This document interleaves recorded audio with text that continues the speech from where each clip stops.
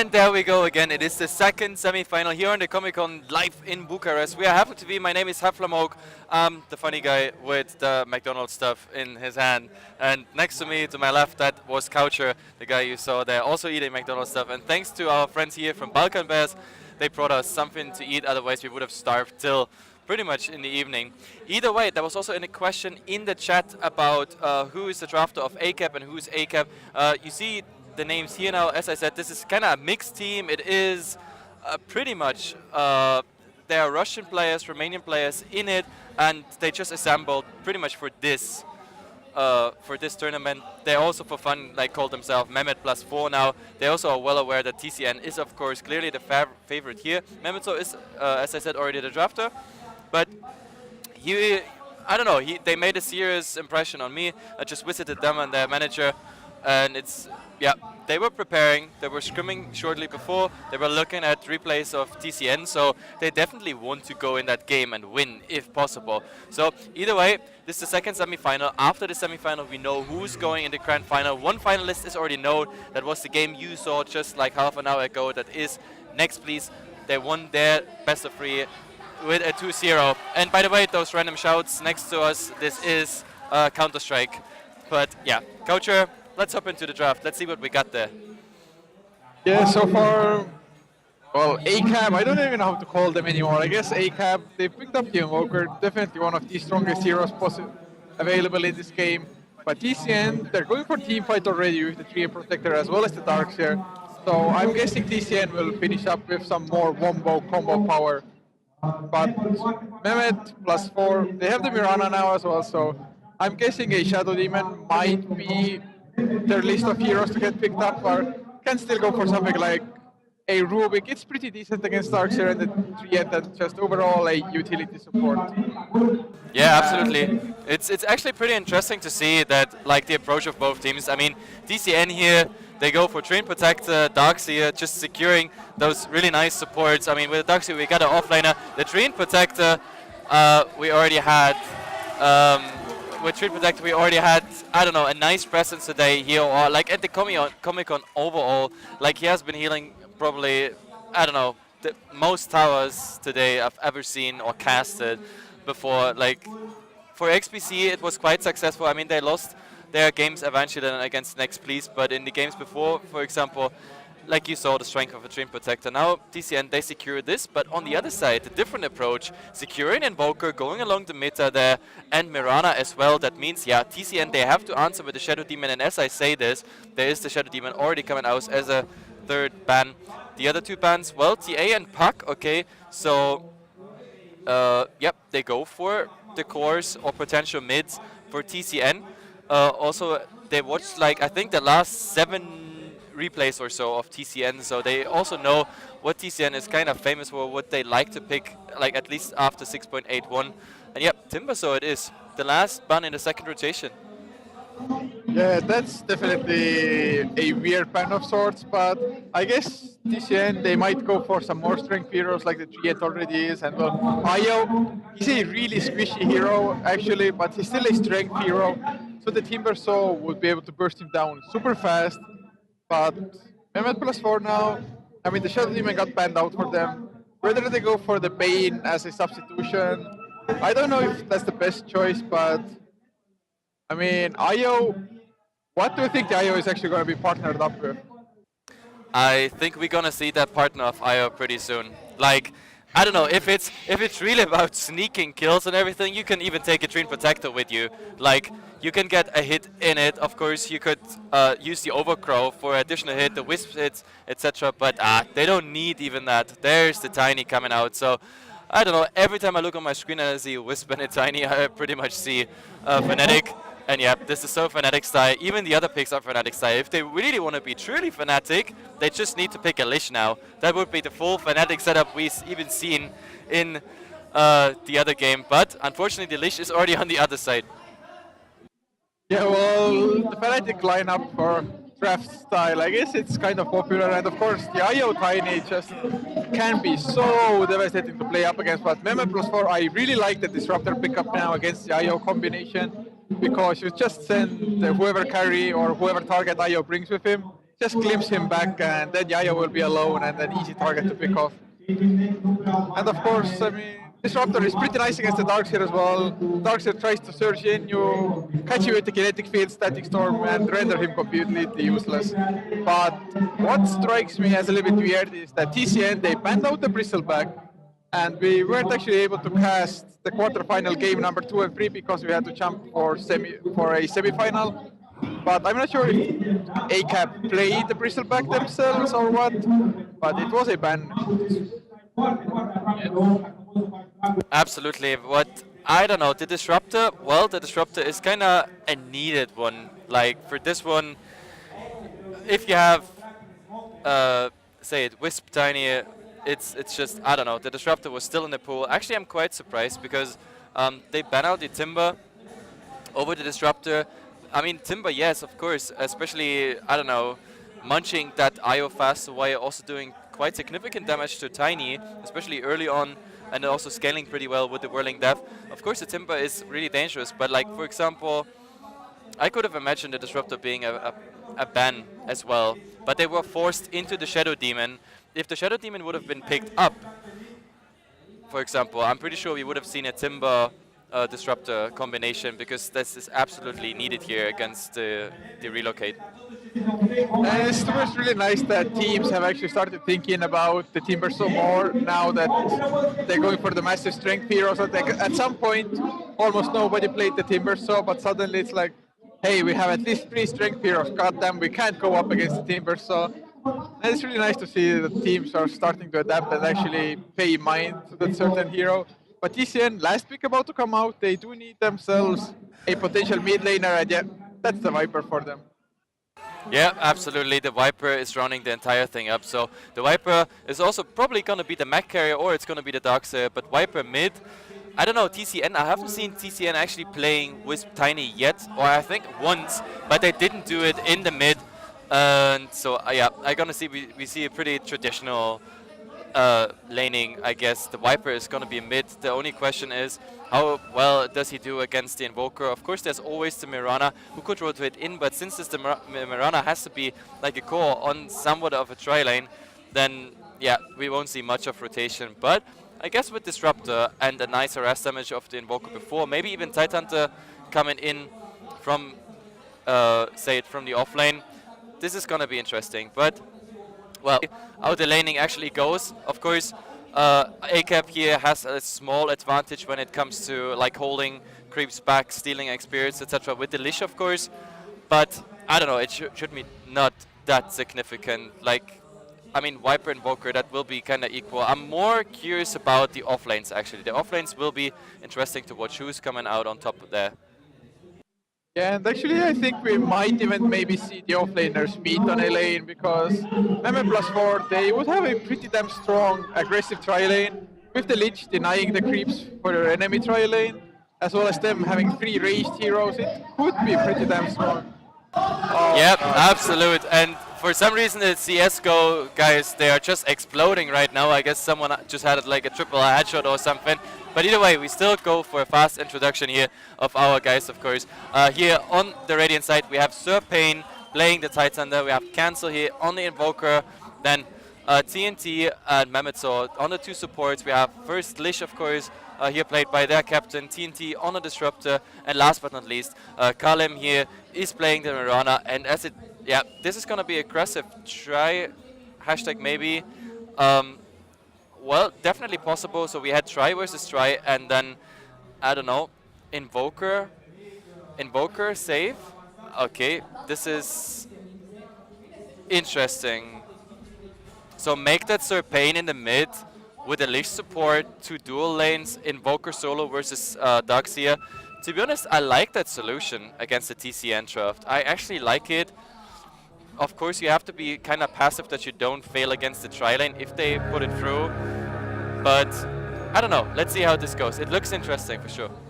Yeah, and for TCN up on the dire side, Freezer is playing the Viper, with Zizzo, of course, the support for them is up on the GM Protector, which will consist of a dual lane top with Terror as well as Arise playing the mid lane, Arise on the Tiny, Terror playing the IO, and the last one is Leon heading towards the offlane on the Darkseer. And Well, a dual mid versus dual mid, and to be honest, I think that Mehmet +4 Acab, I think they have a slight advantage, at Yeah. least earlier on.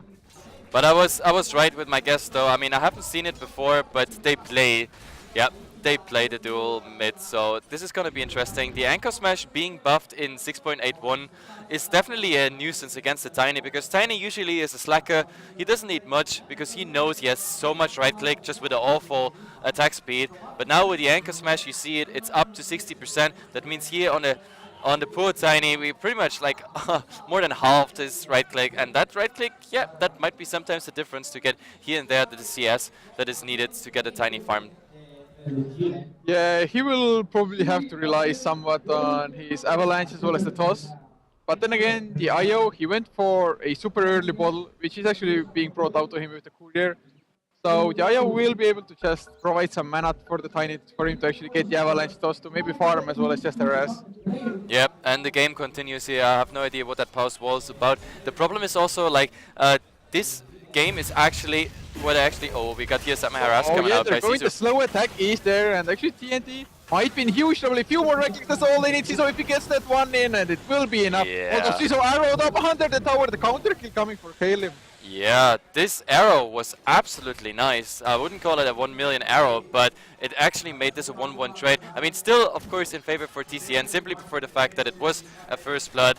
But Jesus, that was still nice. But I always like it, like that Train Protector, like as slow as he looks and everything, but when he gets the right clicks in, it just hurts. It most certainly does. Well, for a good reason, the hardest hitting hero in this game. And sure, he has a slower attack speed of sorts, but once he actually hits you, it makes up for 2 right clicks almost. And well, 1 for 1 so far. And to be honest, Mehmet, sir, he went for a really weird rotation at the moment. Just ran through the. Oh, they're going on a rise. Cross blast as well. They used the gush already. One more anchor smash will be enough. The sun strike just in case, and the. Oh, nice. That was really nice timing also by Sir Payne. He tried to get the last hit in there, and in that second actually the living armor came out, but the anchor smash level 2, that's already equals 125 damage. That's absolutely worth it. So Tiny is back in the mid, and well, the Wisp is actually stacking for him here in the jungle. We already see a triple stack. This is also a triple stack. No, actually this is a dual and the other one is a triple, but either way, this, yeah, the Wisp is at the moment more focused on supporting, getting that flash farm in for the Tiny, and the Darkseer actually, like this Invoker actually having problems with the Iron Shell stuff now. He's also farming behind the tower. Unfortunately, he doesn't have an offensive ward behind the tower, but I think this ward would have helped him more. Mid lane, the Sunstrike hits on a rise. Actually, one more right click, that's all they need. Lich gets the kill once again, so Tiny, not the happiest of mid laners, but top lane, they might get T80, one more right click, Siso does finish him up, and now Mirana trying to get the counter kill once again, but it's forced to leap away from the Viper.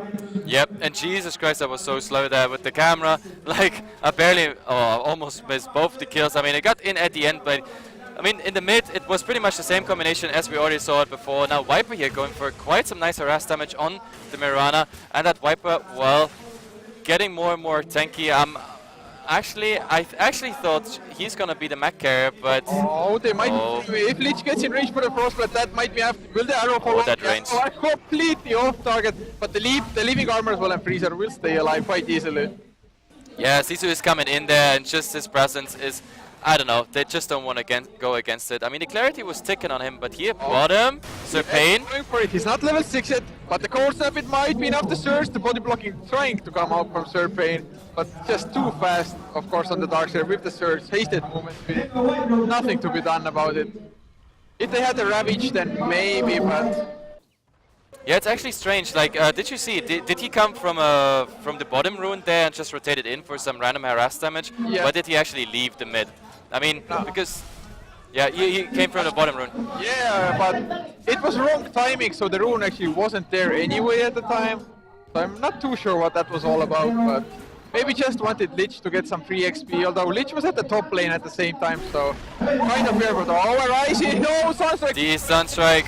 Io actually comes into the Sunstrike, and both are so damn low. They need one Anchor Smash more, but Sir Payne doesn't have the mana to sustain it. He needed maybe one gush to slow them down. Really nice rotation, of course, but oh, they want to go for more. Disruptor coming in double damage. Io goes down and now Arise. He has enough mana for the combination. Oh no, he doesn't. He misses 6 mana. And Ciso is there with the leeches, with the right clicks. They will have enough. Oh, Arise getting body blocked. Still, Tiny gets the kill, but now there's the Frostbite. Arise slowed down by so damn much. Yeah, they won't make it though. They have to go back. But now with the IO so fast back, we actually... Oh, the toss. No, it's not enough. He needs this avalanche as well there. Yep, the avalanche was absolutely needed there. I mean, now with the bottle, of course, Tiny getting a lot of heal and mana back, but like in that second, also for Serpain, pretty unlucky to be honest, because he had 2 bottle charges. He could have gone bottle up and get this gush in that was needed for the kill, but the problem is he was in the midst of a creep wave, so you would not even get like 2 mana off that bottle charge. Yeah, it's definitely you have to time it correctly. Io is actually a pretty high skill cap hero overall. You just have to play so well together with the carry you're going around with. Your coordination has to be almost perfect, to be honest, or well, the better it is, the higher chance of the combination actually succeeding. And so far, Io, Tiny, sure the Tiny has died twice, but other than that, I think it's going pretty well for them still. Especially now that the Rise has actually gone in to stack and kill the camps. Yeah, definitely. They're clearing the camps at the moment, and they probably go for another round of jungling there as well. Tiny, at the moment, he finished his PTs. Is there something else coming? No, at the end, so Tiny will have, what, approximately 600, yeah, 600 gold plus the PTs. I mean, it's less than it could be, simply for the fact that his mid lane was not too pleasant, but now also Duxia, he has to care because there is a rotation of Lich, and with the right, nice cold snap, followed by the Frost Blast, that, yeah, it definitely could do something on the Duxia before he can search away, but, yeah, it seems like, no, he's coming back, so he has to be still careful. Yeah, I think so far, as long as he dodges the Sunstrike, he should be fine when he has to search up. But oh, the cold step, they started out with, there's the Frost Blast as well. Leon drops suddenly so damn low. The Sunstrike will be there, it will miss, and the wall comes out. Leon kills one, going for Mimitor now. There's Wisp to just provide additional support, and what a turnaround. Yeah, Leon there, playing on the edge, but playing like a pro, simply as that. Like, he knew exactly what kind of damage he had. Like, that he was using the wall there, that was not unexpected, because without the wall it would not have been enough, and he risked really to die there from the right clicks, even with the living armor. The avalanche comes out, Leech as well, the TP assistance coming in, he has to toss in Nip, a nice toss into Freezer. Viper just slows him down, and what a rotation and what a toss. It's actually too bad that Tidehunter set is so sexy, it looks so cute, I have to say, that he dies is always, it hurts inside. Well, people need to feed and fish, it's pretty good. Yep, fishy, fishy, fishy. But now we see here 3 Mammoth 4, and I think the logical consequence would be apply some pressure on the tier 1 tower, and maybe, yeah, force some living armor on that tower. Sisu at the moment is in the jungle. Yep, there he is giving, no, what did he give that armor to? Maybe a tower, I'm not sure. But oh, bottom lane, they're going on to cancel Invoker in huge trouble. The Viper was there, they used to relocate, but oh, never mind, they just came in. Brand new Badger, oh, there's the right catches on two. Oh, he was on the edge. Hello, Io, living armor, he's still alive. Then there's the Freezer, they're gonna kill off TNT now. So oh my god. Get the anchor smash, not on the correct ones, and now Freezer, he can just kite him around all day long. Gush onto Terror, does physically no damage, and now Freezer with the Ion Shell, oh god.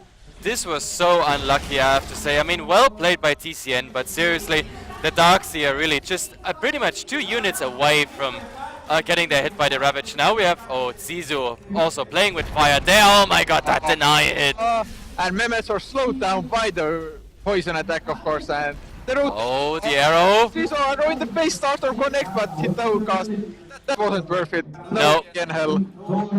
That was absolutely not worth it. I mean, that arrow was nice. It was nice in the trajectory there, but I don't know, dying then to the Viper for a support kill before the tower being denied. I mean, well, but I still have to say it's amazing how on the edge TCN is playing. I mean, Jesus, like that Darkseer, like 2 units away from the Ravage hitting.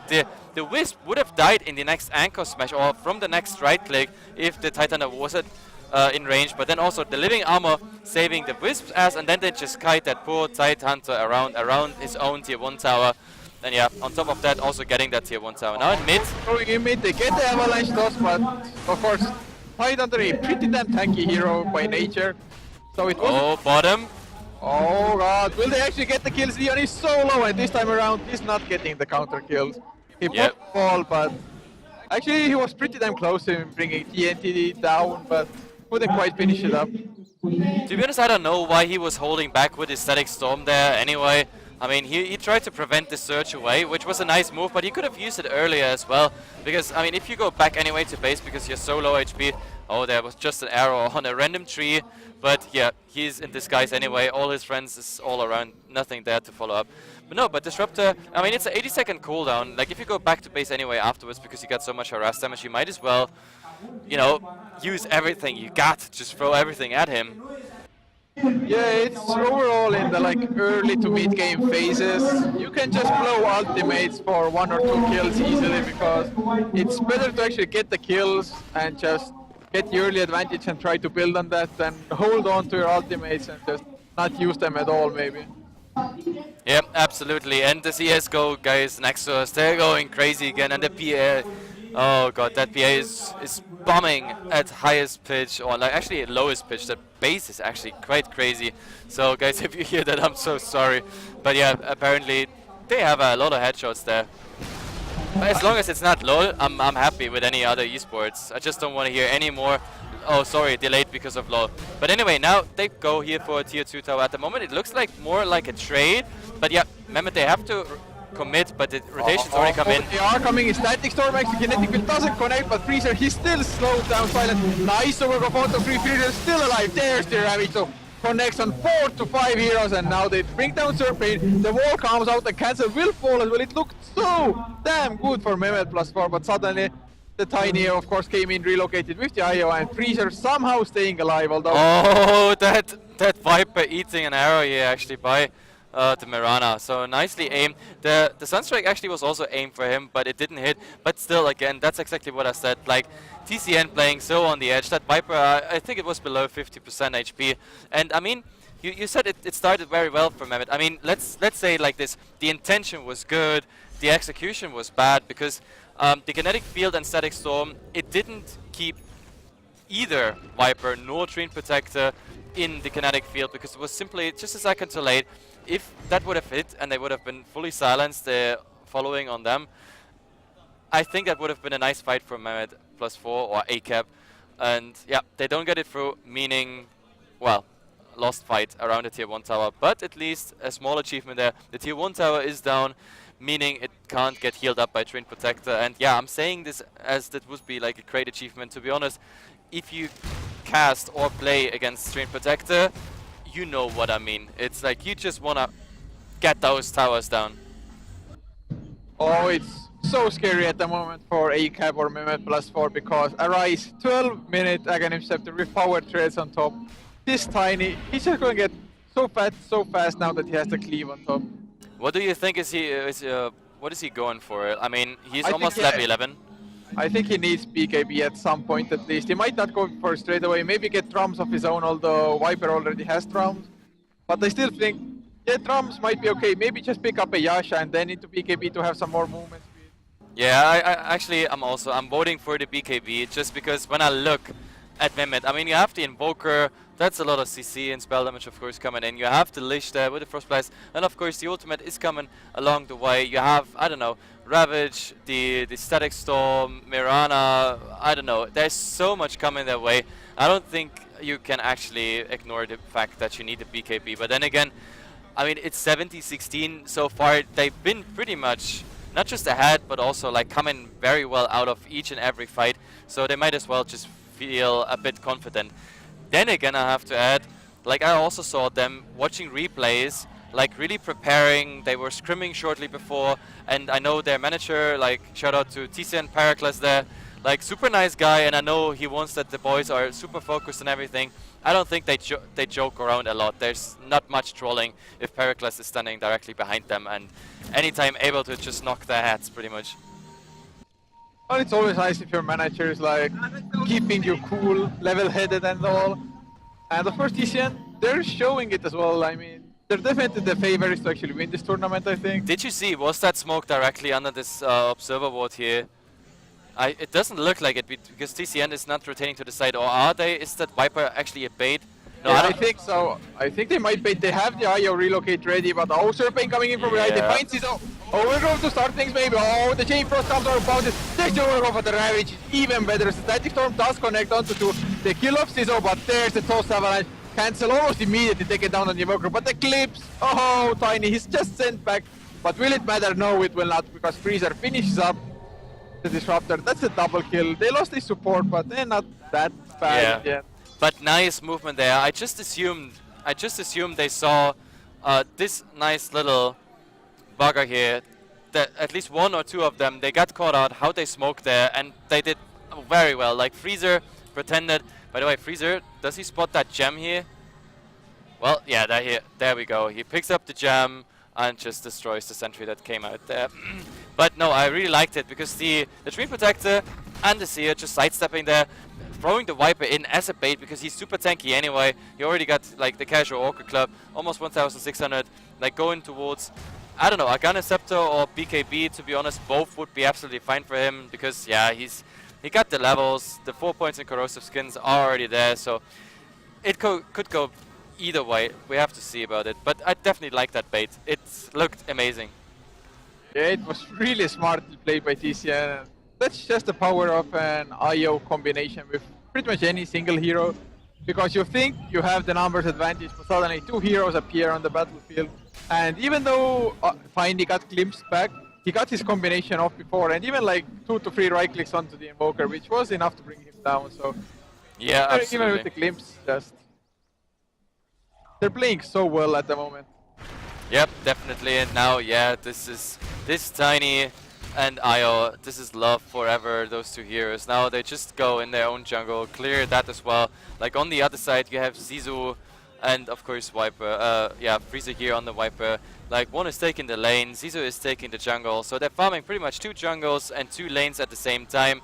And saying that, we have to actually compare how how it actually is. We want to see numbers, and the numbers are, and there we go. It's actually quite shocking. 17 minutes into the game, there's almost 12k experience lead for TCN, which is pretty much reflecting the fact that, yeah, they won pretty much each and every single fight.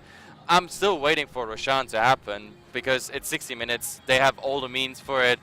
Let's see when that comes. And looking at the gold, well, the gold is pretty much like a mirror image of that XP graph. So yeah, it's absolutely the same. TCN, I don't know what could actually push them off the throne at the moment. Mehmet +4 or Acab here on the back foot, and well, I think they could with some nice fights. Of course, at least gain something back, but chewing through 10k advantage of another team, it's kind of hard, especially if you don't have the Train Protector and if you are not even in the position to defend your towers if you rotate.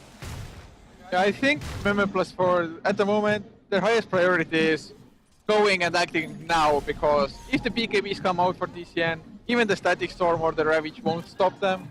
But they definitely have to just hit the timing window, because IO, or Tiny rather, no, never mind, 30 gold he has his BKB, so that's one BKB. But if they can kill Freezer now, but looks like Mehmet +4, they have no plan of actually going aggressive themselves, because they're just roaming around their own side of the map. Maybe they're gonna smoke up now.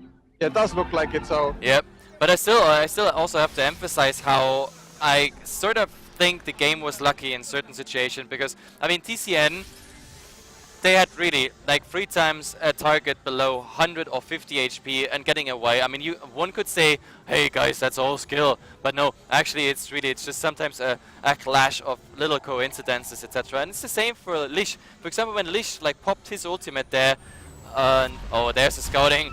Yeah, there's the scouting Sunstrike. So they saw that Arise is already on the Roshan. The smoke is still up. Now the Moonlight Shadow comes. Kinetic Field. Oh, this might be trouble. They get the Static Storm to Arise. Of course, BKB's out. IO almost going down immediately. They glimpse him back at IO. He's a goner. Raises the living armor, keeping him alive at Serpane. He doesn't want to pop the Ravage. He goes down to the vacuum. Oh, that was too late.